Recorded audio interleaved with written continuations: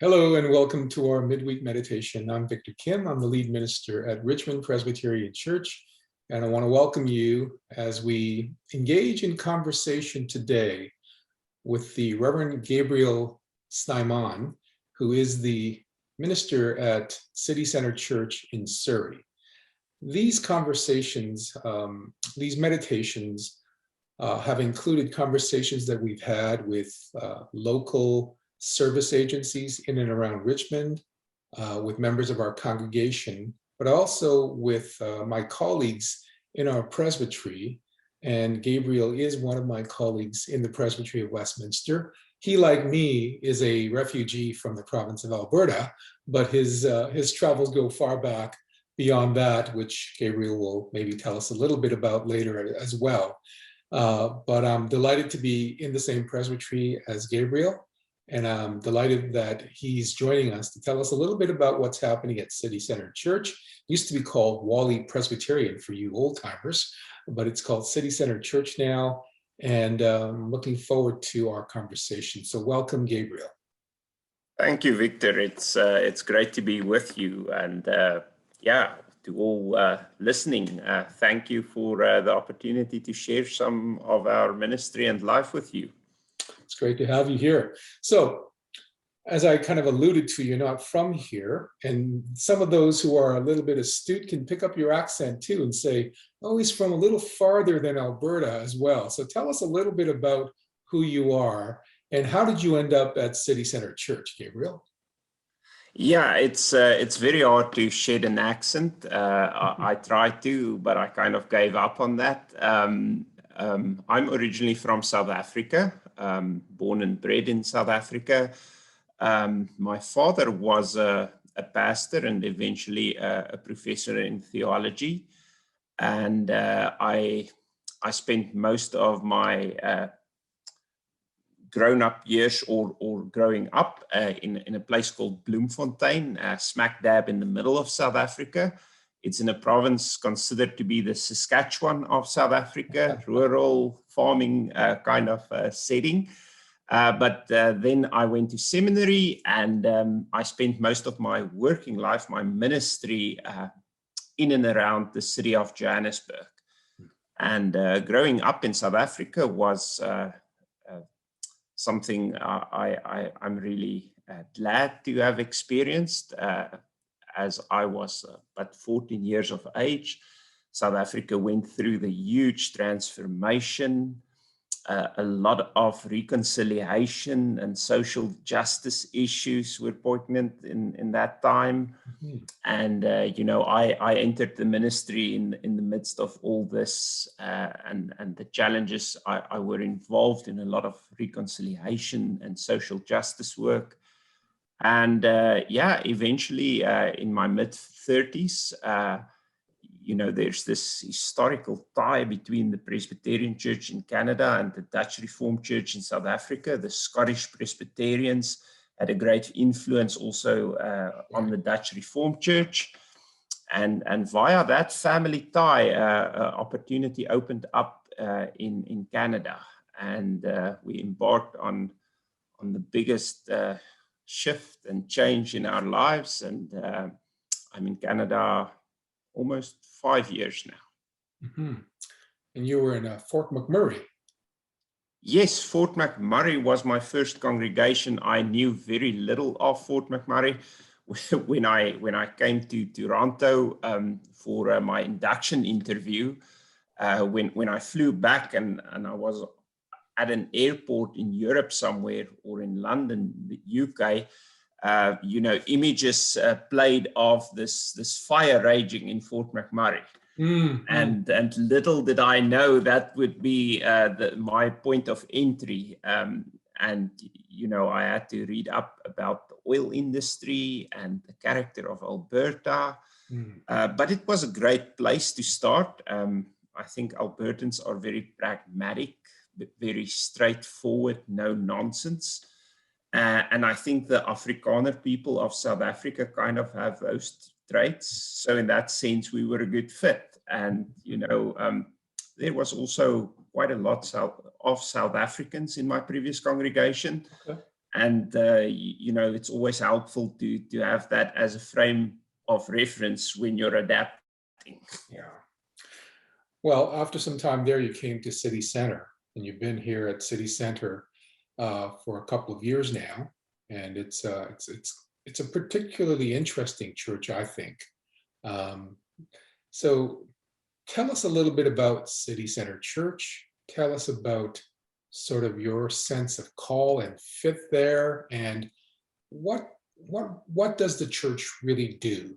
What's its sort of big vision or mission um, as a church in the world right now? So tell us a little bit about that. Yeah, so even from my South African ministry days, I had a keen interest in the missional engagement of the church, and I noticed that mainline denominations actually struggle most to adapt to a missional approach to being church. And I would say that was what drew me of City Center Church initially. It has been communicated to me that this church really has a reputation for a strong missional focus, a strong theology of place. We're called to be exactly here where God placed us. There's actually a beautiful story where, it was on the table many years ago. The property increased in value, and they had this option to sell the property and relocate to a more affluent area because Wally was, a poor, problematic area at the time. And the session prayed about it, and the congregation prayed with them. And they actually decided, no, we are called to be where God placed us. And that story to me captures some kind of essence when it comes to City Center Church. We want to be God's light. We're kind of on a hill, so we speak of ourselves as the little church on the hill that can. I think God just blessed that route that the church took.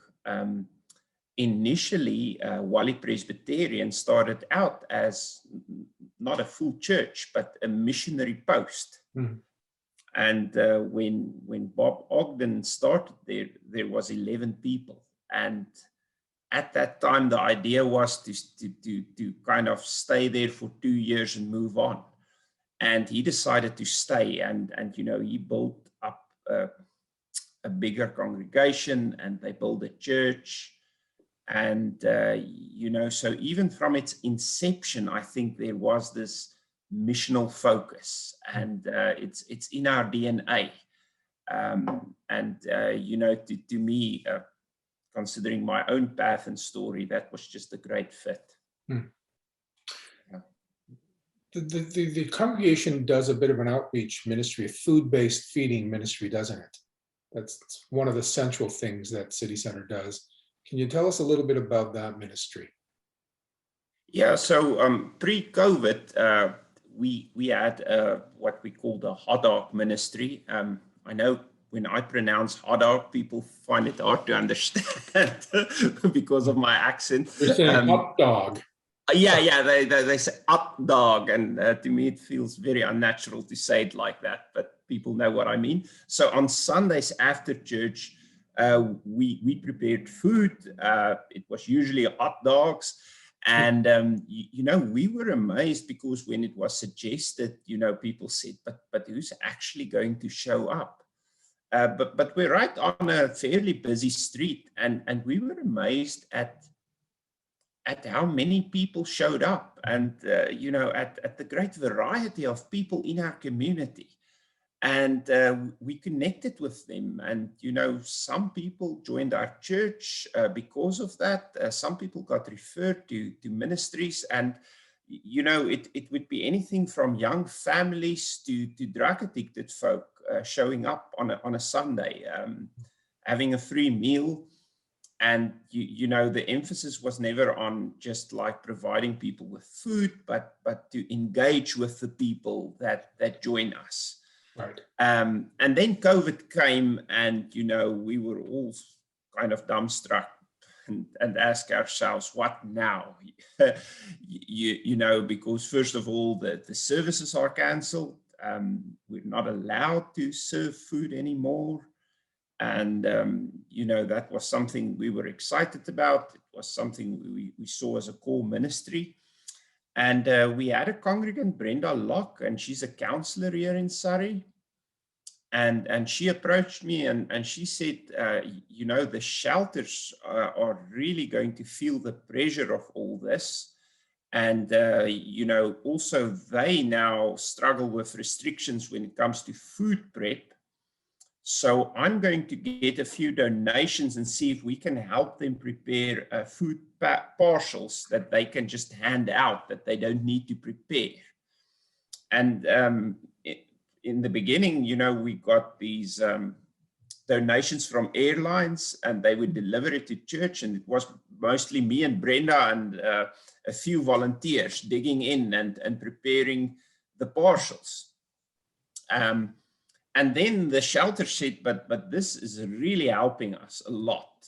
Could we arrange for drivers to pick the food up from you? And we said, well, that would make our job a lot easier. Yeah. And so we arranged volunteers to come in each day. And before we knew it, you know, we were at 10,000 meals. Wow. And it just got a life of its own. And, you know, somebody donated a fridge and we got a grant. And even to this day, we are amazed at how, when we think, okay, we're low on bread, we're low on mayonnaise, you know, it just gets delivered. Yeah. You know, we were never in a situation where we were unable to prepare the meals. And we're at about 90 meals a day, breakfasts and lunches that we prepare and that we send out to the shelters. Initially, we only used our own congregants. We mostly still use our own congregants. But neighbors walk by and say, listen, I see you guys are doing something. Could we perhaps help? And neighbors down the street help. Yeah. And nowadays, we even use some student volunteers. It's just interesting to see how people are, in our times, maybe hesitant to join a church, but they are eager to join a mission. That would be the big lesson I got from all this, you know, and as we speak, it's still going strongly. Mm-hmm. Yeah, no, I think the story has been learned in more and more places as we go along, right? Is that it is as the church serves the world and loves the world that Jesus loves, that the world pays attention to us and wants to be part of that. And we've certainly experienced that at Richmond from time to time. We did the meal prep and service last summer. We'll be doing it again this fall. And it seems to be, you know, these are the ministries that people want to sign up for because they're excited about having a tangible impact on the well-being of people in our neighborhood and in the world. And they are excited about the church actually going wide with the world this way. I mean, you know, we want to go deep with God, but we also want to go wide with the world, because to go deep with God means that we go wide with the world. And I think opportunities like this is what really truly helps the church to declare the gospel in the midst of the place where each of our congregations and all our churches are planted. So thank you for sharing that. And our prayers for the continued blessings that ministry will provide in your community now and, you know, post-COVID as well. So let me talk to you a little bit about post-COVID or COVID. You've talked a little bit about the challenges that COVID has brought to the church. You couldn't meet in person. How does the church meet now at City Center? And what are you planning as we sort of emerge out of this pandemic? What are you thinking about what the church will look like as we move into a new context? Yeah, that's an interesting question that I think every pastor ponders. Mhm. Um, we currently have Zoom services as well as Facebook services with people joining online and also some via phone. Okay. I've been quite surprised at the fact that our attendance actually increased a little. And not only that, it stayed consistent Mhm. for many months now. And what I've also found was that there was this element of the services being more interactive online. You get more of a response via the chat section. I also started to write a weekly newsletter that goes out on a Friday. So I think communication-wise, many things improved. So that's been going on fairly well. What we've also found was that some of our vulnerable congregants who could never attend a Of course. service now joins us. Mhm. And that's just great. I actually came to know many of congregants I knew very little of through COVID. And the projects going on at church, generated a lot of energy.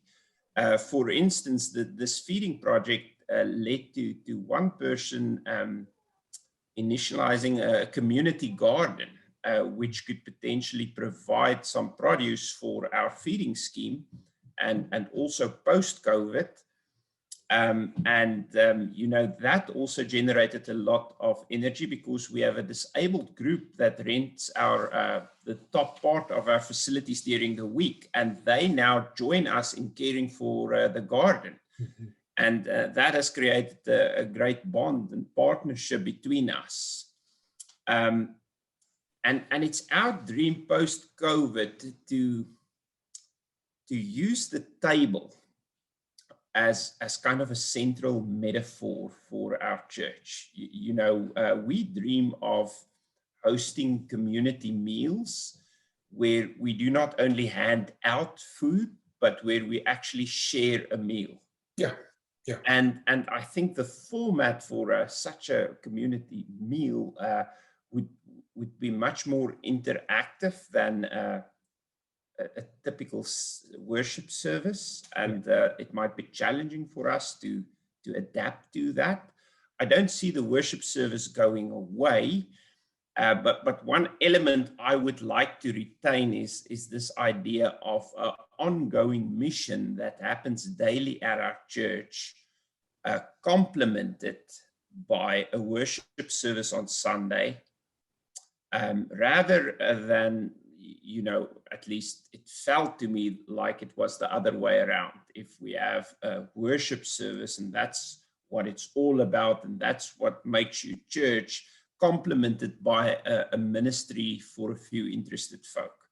And I do hope that in many churches that dynamic will switch and go on post-COVID. That remains to be seen. But there's also people unable to join the food project because they're vulnerable and they're afraid of COVID. But who knows, post-COVID, they might also want to come out and join, and we could go even bigger in that sense.